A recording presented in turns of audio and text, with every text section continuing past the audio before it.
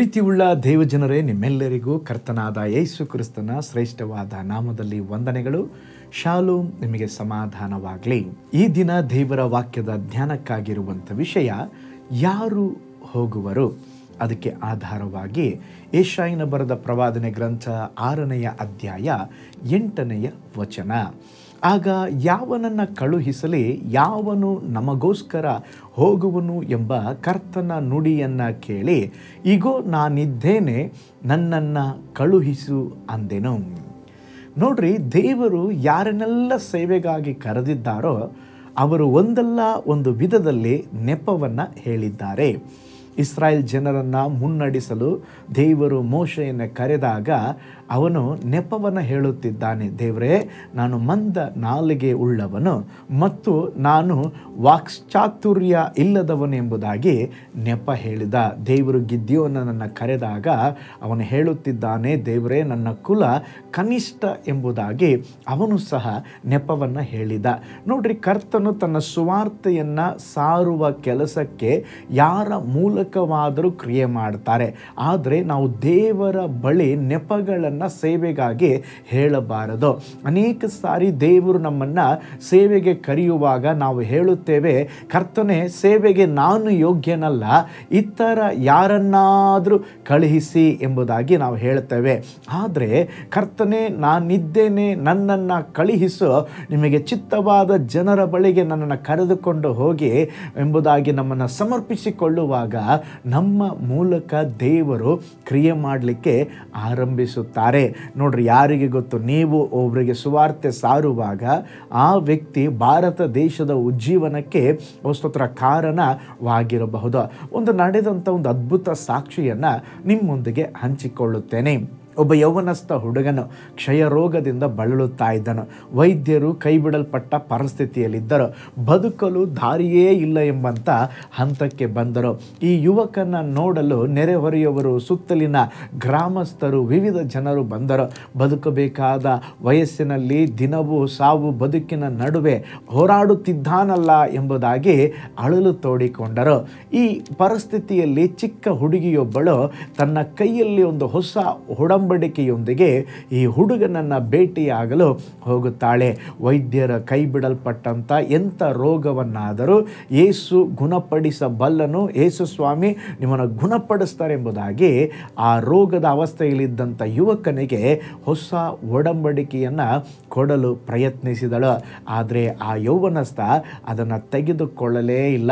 ಏನೋ ಅವಳು ಹೇಳ್ತಾಳೆಂಬುದಾಗಿ ತೆಗೆದುಕೊಂಡು ಒಂದು ಮೂಲೆಯಲ್ಲಿ ಬಿಸಾಕಿ ಬಿಟ್ಟ. 4-5 ದಿನವಾದರೂ ಆ ಹೊಸ ಒಡಂಬಡಿಕೆಯನ್ನು ಓದಲೇ ಇಲ್ಲ. ಒಂದು ದಿನ ಇದರಲ್ಲಿ ಏನಿದೆ ಓದೋಣ ಎಂಬುದಾಗಿ ಮೂಲೆಯಲ್ಲಿ ಬಿದ್ದಂಥ ಹೊಸ ಒಡಂಬಡಿಕೆಯನ್ನು ಎತ್ತಿಕೊಂಡು ಓದಲಿಕ್ಕೆ ಆರಂಭಿಸ್ತಾನೆ. ಅದರಲ್ಲಿ ಯೇಸುವಿನ ಅದ್ಭುತ, ಯೇಸು ಸ್ವಾಮಿಯ ಪ್ರೀತಿಯ ಬೋಧನೆ ಓದುತ್ತಾ ಒಂದು ಆಧರಣೆಯನ್ನು, ಒಂದು ಸಂತೈಸುವಿಕೆಯನ್ನು, ಸ್ತೋತ್ರ ನೆಮ್ಮದಿಯನ್ನು ಹೊಂದಿಕೊಳ್ಳುತ್ತಾನೆ. ನಂತರ ಮೊಣಕಾಲು ಹಾಕಿ, ಕರ್ತನೇ, ನನ್ನನ್ನು ಗುಣಪಡಿಸ್ರಿ, ನಿನ್ನನ್ನು ನಂಬುತ್ತೇನೆಂಬುದಾಗಿ ಹೇಳಿದಾಗ ಒಂದು ಅದ್ಭುತವಾದ ಸೌಖ್ಯವನ್ನು ಪಡೆದುಕೊಂಡ್ರು. ಸ್ತೋತ್ರ. ಅವರು ಬೇರೆ ಯಾರೂ ಅಲ್ರಿ, ದಕ್ಷಿಣ ಕೊರಿಯಾದ ಉಜ್ಜೀವನಕ್ಕೆ ಕಾರಣರಾದಂಥ ಪೌಲ್ ಎಂಗಿಚೋ. ಈಗ ಅವರು ಇಲ್ಲ, ಕರ್ತನಲ್ಲಿ ನಿದ್ರೆ ಹೊಂದಿದ್ದಾರೆ. ಅವರು ತೀರಿ ಹೋಗುವ ಸಮಯದಲ್ಲಿ ಅವರ ಸಭೆಯಲ್ಲಿ ಸುಮಾರು 8.5 ಲಕ್ಷ ಜನರು ವಿಶ್ವಾಸಿಗಳಿದ್ದರು. ನೋಡ್ರಿ, ಒಂದು ಚಿಕ್ಕ ಬಾಲಕಿ ಸುವಾರ್ತೆಯ ನಿಮಿತ್ತ ಪೌಲ್ ಎಂಗಿಚೋ ರಕ್ಷಿಸಲ್ಪಟ್ಟರು. ಆ ಪೌಲ್ ಎಂಗಿಚೋ ಅವರ ಮೂಲಕ ಕರ್ತನು ದಕ್ಷಿಣ ಕೊರಿಯಾದಲ್ಲಿ ಒಂದು ದೊಡ್ಡ ಉಜ್ಜೀವನ ಮಾಡಿದರು. ಇವತ್ತು ಲಕ್ಷ ಇರುವ ಸಭೆಗಳನ್ನು ನಾವು ಕೊರಿಯಾ ದೇಶದಲ್ಲಿ ನೋಡಬಹುದಾಗಿದೆ. ನೋಡ್ರಿ, ಒಂದು ಕಾಲ ಇತ್ತು, ಪೋಷಕರು ಹೇಳುತ್ತಾ ಇದ್ದರು, ಪಾಸ್ಟರ್, ನನ್ನ ಮಗಳನ್ನು ಸೇವೆಗಾಗಿ ಒಪ್ಪಿಸಿ ನಾವು ಅವ್ರನ್ನ ಬೈಬಲ್ ಕಾಲೇಜ್ಗೆ ಕಳಿಸ್ತೇವೆ, ಅವನು ಹೇಗಾದರೂ ಸೇವೆ ಮಾಡಬೇಕೆಂಬುದಾಗಿ. ಆದರೆ ಈಗಿರುವ ಕಾಲಘಟ್ಟ ಬದಲಾಗಿದೆ. ಅನೇಕ ಪೋಷಕರು ಹೇಳುವಂಥ ಒಂದು ಮಾತು, ಪಾಸ್ಟರ್, ನನ್ನ ಮಕ್ಕಳನ್ನ ಡಾಕ್ಟರ್ ಮಾಡ್ತಾನೆ, ಇಂಜಿನಿಯರ್ ಮಾಡ್ತೇನೆ, ಇದನ್ನು ಮಾಡ್ತೇನೆ, ತಪ್ಪಿಲ್ರಿ. ಆದರೆ ಯೇಸು ಸ್ವಾಮಿ ಹೇಳಿದ್ದಾರೆ, ಬೆಳೆಯು ಬಹಳ, ಕೆಲಸದವರು ಸ್ವಲ್ಪ ಎಂಬುದಾಗಿ. ಈ ದಿನ ದೇವರು ನಮ್ಮನ್ನು ಸೇವೆಗೆ ಕರೆಯುತ್ತಾ ಇದ್ದಾರೆ. ಯೆಶಾಯನ ಹಾಗೆ ನಮ್ಮನ್ನು ಸಹ ಒಪ್ಪಿಸಿಕೊಟ್ಟು ಹೇಳೋಣ, ಕರ್ತನೇ ಇಗೋ ಇದ್ದೇನೆ, ನನ್ನನ್ನು ಕಳುಹಿಸು. ಯೆಶಾಯನು ಅವ್ರನ್ನ ಕಳಿಸು ಸ್ವಾಮಿ, ಇವ್ರನ್ನ ಕಳಿಸು ಎಂಬುದಾಗಿ ಹೇಳಲಿಲ್ಲ. ಯೆಶಾಯನು ಸ್ವತಃವಾಗಿ ಹೇಳುತ್ತಿದ್ದಾನೆ, ಕರ್ತನೇ ನನ್ನನ್ನು ಕಳುಹಿಸು.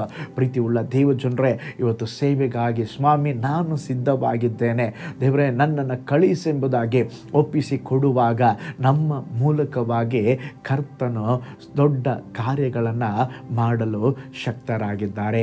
ಹಾಗಿರುವುದಾದರೆ ದೇವರು ಕೇಳುವಂಥ ಒಂದು ಪ್ರಶ್ನೆ, ಯಾರು ಹೋಗುವರು, ಯಾರನ್ನು ಕಳುಹಿಸಲಿ? ಇವತ್ತೇ ನಮ್ಮನ್ನು ಒಪ್ಪಿಸಿಕೊಡೋಣ, ಕರ್ತನೆ ನನ್ನನ್ನು ಕಳುಹಿಸು, ನಿನ್ನ ಸೇವೆಯನ್ನು ಮಾಡುವೆನೆಂಬುದಾಗಿ ಒಪ್ಪಿಸಿಕೊಡೋಣ. ಕಣ್ಣುಗಳನ್ನು ಮುಚ್ಚೋಣ, ಪ್ರಾರ್ಥನೆ ಮಾಡಿಕೊಳ್ಳೋಣ. ಪರಲೋಕದಲ್ಲಿ ವಾಸ ಮಾಡುವ ನಮ್ಮ ತಂದೆಯಾದ ದೇವರೇ, ಈ ಸುಂದರವಾದ ದಿನಕ್ಕಾಗಿ ಸ್ತೋತ್ರ. ಈ ಹೊಸ ದಿನ ಕಾಣುವಂತೆ ನಮಗೆ ಸಹಾಯ ಮಾಡಿದ್ದೀರಾ. ನಿನ್ನ ವಾಕ್ಯವನ್ನು ಧ್ಯಾನಿಸಿದ ಹಾಗೆ ಯಾರು ಹೋಗುವರು, ಯಾರನ್ನು ಕಳುಹಿಸಲಿ? ಹೌದು ಸ್ವಾಮಿ, ನಮ್ಮ ಜೀವಿತದಲ್ಲಿ ನಮ್ಮನ್ನು ಒಪ್ಪಿಸಿಕೊಡ್ತೇವೆ, ನಮ್ಮನ್ನು ಕಳುಹಿಸಪ್ಪ. ಬೆಳೆಯು ಬಹಳವಾಗಿದೆ, ಕೆಲಸದವರು ಸ್ವಲ್ಪವಾಗಿದ್ದಾರೆಂಬುದಾಗಿ ಹೇಳಿದ್ದೀರಾ ದೇವರೇ. ಸ್ತೋತ್ರ. ಸೇವೆಗಾಗಿ ನಮ್ಮನ್ನು ಒಪ್ಪಿಸಿಕೊಡುತ್ತೇವೆ. ಈ ದಿನಗಳಲ್ಲಿ ಸೇವೆಗಾಗಿ ಒಂದು ದೊಡ್ಡ ಸೈನ್ಯವನ್ನು ನೀವು ಎಬ್ಬಿಸ್ರಿ, ಯವನಸ್ಥರನ್ನ ಎಬ್ಬಿಸ್ರಿ, ಒಂದು ಗಿದ್ಯೋನ್ ಸೈನ್ಯವನ್ನು ಎಬ್ಬಿಸ್ರಿ ಸ್ವಾಮಿ. ಅದರ ಮೂಲಕವಾಗಿ ಅಪ್ಪ ನಿನ್ನ ನಾಮ ಮಹಿಮೆ ಉಂಟಾಗಬೇಕಪ್ಪ. ಸುವಾರ್ತೆಯು ಎಲ್ಲೆಡೆ ಹರಡಬೇಕು ಸ್ವಾಮಿ. ಸಹಾಯ ಮಾಡಿರಿ. ವಿಡಿಯೋ ವಾಚ್ ಮಾಡಿದ ಪ್ರತಿಯೊಂದು ಕುಟುಂಬಗಳನ್ನು, ಪ್ರತಿಯೊಬ್ಬರನ್ನು ಬ್ಲೆಸ್ ಮಾಡಿರಿ ಯೇಸುವಿನ ಹೆಸರಿನಲ್ಲಿ ತಂದೆಯೇ, ಆಮೇನ್, ಆಮೇನ್. Price lord. ಹಾಗಾದರೆ ಕರ್ತನ ಕರೆಗೆ ಹೋಗೊಟ್ಟು, ಕರ್ತನೆ ನನ್ನನ್ನು ಕಳುಹಿಸೆಂಬುದಾಗಿ ಒಪ್ಪಿಸಿಕೊಟ್ಟು ಕರ್ತನ ಸೇವೆಯನ್ನು ಮಾಡೋಣ. ದೇವರು ನಿಮ್ಮನ್ನು, ನಿಮ್ಮ ಕುಟುಂಬವನ್ನು ಬ್ಲೆಸ್ ಮಾಡಲಿ.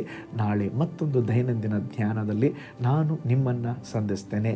ನಾನು ನಿಮ್ಮ ಪ್ರೀತಿಯ ಸೇವಕ pastor Paul Joy. God bless you all.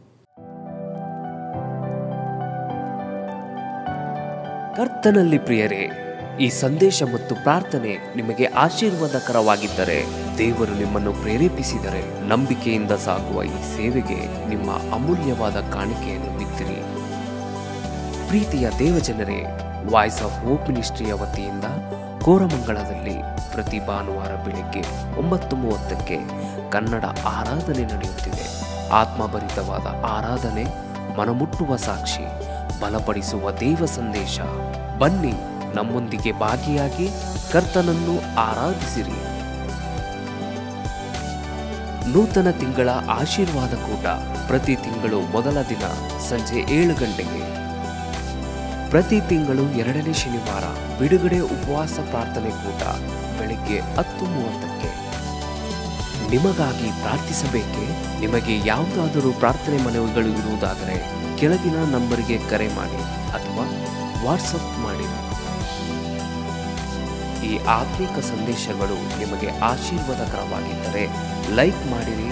ಇಂಥ ಅದ್ಭುತ ಸಂದೇಶ ಪ್ರತಿದಿನ ನೋಡಲು ಬಯಸುವುದಾದರೆ ಸಬ್ಸ್ಕ್ರೈಬ್ ಮಾಡಿ ಹಾಗೂ ಇತರರೊಂದಿಗೆ ಶೇರ್ ಮಾಡಿರಿ.